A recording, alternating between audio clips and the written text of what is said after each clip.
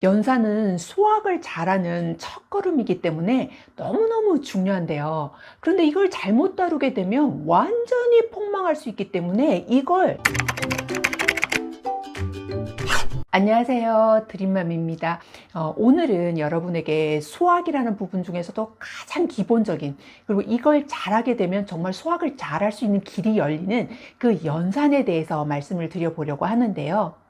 사실 연산이라는 게 쉽게도 느껴지지만 잘못하면 정말 지겨울 수도 있는 거잖아요.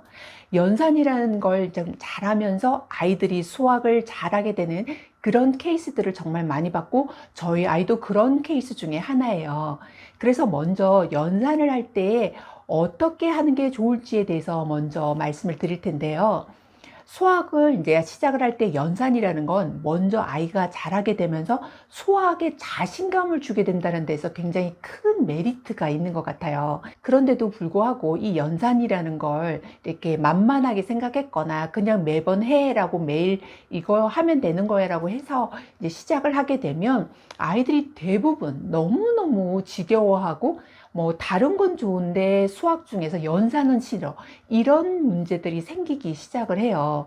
그래서 이 연산이라는 거를 단순히 매번 해야 돼 라고 생각을 하고 아이에게 숙제처럼 어떤 무게감을 느낄 수 있게 이렇게 주는 것이 아니고, 아이가 이 연산이 자신감을 생기게 하는 그런 아주 중요한 것인 만큼 우리가 도와줘야 하는 부분도 있는데요. 연산이 이제 처음 시작을 해서 이게 계산이 틀리지 않게 되면 아이들이 수학을 대할 때 훨씬 더 정말 이렇게 좀 편하게 대할 수가 있거든요. 근데 연산부터 이것도 틀리는 거야 뭐 하면서 뭔가 좀 안 좋게 티격태격 됐으면 그 과목이 벌써부터 싫어지기도 하고 또 트라우마가 생기게 되기도 해요. 이제 연산을 잘하게 되면 또 이제 굉장히 좋은 점이 어떤 거냐면 수적인 부분에 되게 편해진다고 그렇게 느끼더라고요. 어떤 친구는 이제 경실을 갔을 때 그 같은 친구 몇 명이 있는 수험 번호를 이렇게 쭉 하고 둘러보더니 그 아이가 욕심이, 다들 애들이 욕심이 많은 아이들이었어요. 아니, 공부에 욕심 많은 건 좋잖아요. 그런데 이제 그 친구가 친구들의 수험 번호를 죄다 좋아해서 무슨 상이 나왔는지 다 미리 다 본 거예요. 와, 대단하다 싶었는데 어떻게 그 아이가 수를 이렇게 쭉 한번 훑어봤는데 다 알았을까? 그만큼 연산, 숫자에 대해서 워낙 이렇게 편하게 대하다 보니 한번 스르륵 하고 지나갔는데도 그게 거의 다 머리에 암기가 되었고, 그래서 그 친구들이 이제 경시에서 무슨 상을 받았는지 수험 번호를 쳐서 다 알아냈더라고요. 그런데 이런 것만큼 이게 연산이라는 걸 계속 하다가 보면 수가 편하고 수가 이렇게 수적인 부분이 이렇게 금방금방 이렇게 인지되고 이런 걸 느낄 수가 있었어요. 그리고 저희는 이제 수학에 정말 감각이 없다라고 생각을 했었는데 3, 4학년 때쯤 됐을 때쯤에 수학이 갑자기 감이 오는 것 같고 굉장히 이제 뭔가 좀 성적이 팍 하고 튀는 그런 느낌이 들었던 건 연산을 꾸준히 지겹지 않게 하면서 이제 완전히 이게 좀 체득화되고 또 여기 수에 대해서 틀리는 부분이 많이 줄어들면서 상대적으로 성적이 올라가게 되고 수학에 대한 거부감이 없어지고 이러면서 수학을 잘하게 된 케이스거든요. 그래서 연산이라는 거는 수학에 자신감을 주는구나. 그럼 이제 연산을 하게 될 때는 교재는 어떤 게 좋을까라고 궁금해 하실 거 아니에요. 사실 연산은 다른 것과 비교했을 때 가장 이렇게 비슷하고 어떤 걸 해도 무방하고 좀 약간 특별히 어떤 게 딱 좋다라는 게 없는 것 같아요. 단지 아이가 봤을 때 좀 편하게 느껴지고 자기가 선택을 해서 좀 주도적으로 할 수 있는 그런 걸 선택할 수 있도록 아이를 데리고 가서 이제 서점에서 투어도 하고 서점에서 이제 책을 보는 안목도 키우면서 그 책을 어떤 걸 하면 좋겠니라고 물어보고 아이가 좋아하는 걸 이제 가지고 와도 되는데요. 보통은 여기에서 하루 한 장 쪽셈, 기적의 계산법, 센수학, 상위권 연산, 기탄, 구몬, 재능 등등 정말 많죠. 근데 여기에서 뭐 재밌는 친구들이 이렇게 이걸 하니까 재밌어 했어 뭐 이런 얘기를 듣고서 아이가 그걸 원한다면 그걸 그대로 하게끔 해도 좋은 것 같아요. 저는 연산을 조금 우습게 봤었는데, 그래서 2, 3학년 때쯤에 보면 열심히 잘 하는 것 같은데 실수가 제법 나온다. 처음엔 엄청 많았는데 이제 제법 많다 요 정도. 그렇지만 이상하게 자기 실력에 비해서 수학이 그렇게 완벽하지 않다라는 걸 느꼈고요. 그럼에도 불구하고 뭐 굳이 뭐라고 혼낸 적은 없지만 그래도 좀 더 완벽이 왜 안 되지라고 고민한 적이 있었거든요. 그런데 여기에서 꾸준히 연산을 이렇게 했던 아이들이 좀 더 계산 실수가 적었고요. 저희 아이는 다행히도 친구랑 구구단 외우기, 99구단 외우기라는 그런 게임을 통해서 연산이라는 게 별로 틀리지 않으면서 수학이 어렵지 않게 느껴지고, 왜 했는데 성적 안 나오면 되게 재미없잖아요.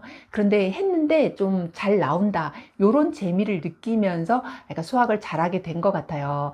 근데 이렇게 수학을 편하게 재미있게 뭐 할 수 있는 방법 중에 가장 기본이면서도 중요한 거, 그리고 대부분의 친구들이 수학 성적이 이렇게 오르고 잘하는 아이들이 연산을 탄탄히 했다는 거. 그렇다면 이 세 번째로 또 중요한 건 연산은 그럼 어떻게 해야 될까라는 부분인데요. 이 연산이 중요한 만큼 방법도 되게 중요한 것 같아요. 왜냐하면 연산은 너무너무 지겹거든요. 그래서 잠깐 할 때는 모르는데 계속 매번 한다, 이거 쉽지 않고요. 이걸 완벽하게 할 때까지 이것만 붙잡으면 큰일 나더라고요. 왜냐하면 대부분 다 나가 떨어진다고 그래야 되나? 너무너무 싫어하게 돼요. 연산이 중요한 만큼 재밌게 해줘야 되는데, 이걸 무한정 시간을 끌고 있으면 아이들이 안 좋아하고 수학 과목을 싫어하게 되거든요. 그냥 연산 전체가 수학이다라고 잘못 생각을 하고 되게 재미없어 하고 또 좋아하지 않게 되면서 수포자가 되는 그런 상황도 올 수가 있기 때문에 정말 조심스럽게 다뤄야 하더라고요. 연산을 이렇게 좀 하다가 어느 정도 되면 그 주에 얼마 정도를 아이랑 같이 상의를 해서 이렇게 뭐 시간을 좀 줄이고 횟수도 좀 줄이면서 다른 걸 해 나가면서 꾸준히 손을 놓지 않고 이렇게 연산을 해 나가는 거예요. 왜냐면 이게 처음에 잘한 것 같지만 안 하다 보면 우리도 뭘 이렇게 요리도 하다가 안 하면 좀 이렇게 좀 둔탁해지고, 요리 어떻게 하지 뭐 어떤 안 하던 요리를 갑자기 하면 좀 어려울 때도 있잖아요. 다 이제 아이들도 이렇게 연산을 하다가 잘했네 하고 그냥 멈춰버리고 이제 하면 아무래도 그 속도나 정확도가 떨어지더라고요. 그래서 이걸 꾸준히 조금씩 한 아이들이 확실히 잘했고, 저희는 어느 정도 됐다고 해서 잠깐 멈췄는데 그러는 동안에 계산 실수나 속도가 느려졌고, 다시 이제 그 부분을 약간의 시간을 들여서 조금씩 하다가 보니 수학과 함께 연산이라는 부분에 있어서도 소홀히 하지 않고, 그러면서도 이렇게 아이가 부담스러우지 않을 만큼의 그 시간을 둬서 꾸준히 했더니 수학의 그런 어떤 연산, 계산하는 부분에 있어서 속도도 굉장히 빨라지고, 또 틀리는 그런 오답이 확실히 줄게 되면서 덩달아서 수학의 성적도 올라가게 됐었어요. 수학이 그냥 단순히 어떤 하나만 가지고 수학이 되는 것이 아니라, 전에도 말씀드렸지만 뭐 연산, 학년별 문제집, 사고력, 도서, 경시, 기타 등 굉장히 다양한 영역에 있어서 수학이 이루어지는데, 그런데도 기본적이면서 수학 성적을 올리는데 가장 중요한 역할을 하는 건 뭐니 뭐니 해도 연산인 것 같아요. 그래서 여러분이 이제 아이가 뭐 어떤 분들은 뭐 연산은 그냥 하다가 보면 돼라는 분도 있고 연산만 하는 분도 계신데, 이걸 잘 믹스하셔서 정말 수학이라는 성적이 팍 오르게 된 계기 중에 연산이 굉장히 중요한 거. 하지만 이 연산만 끌고 가면 아이가 굉장히 지겨워할 수 있다는 부분을 생각하시고요. 앞에서도 말씀드렸듯이 연산을 시작을 하실 때에는 아이가 좋아하는 책으로 선택을 하고 그걸 재미있게 하고 어느 정도가 되고 나면 시간과 횟수를 약간 줄여서 완벽해질 때까지 어느 정도는 계속 끌고 나가야 수학에 살이 붙고 속도도 붙고 정확도도 높아진다라는 부분을 기억해 두시고요. 다음 시간에도 여러분에게 꼭 필요한 자료로 찾아올게요. 감사합니다.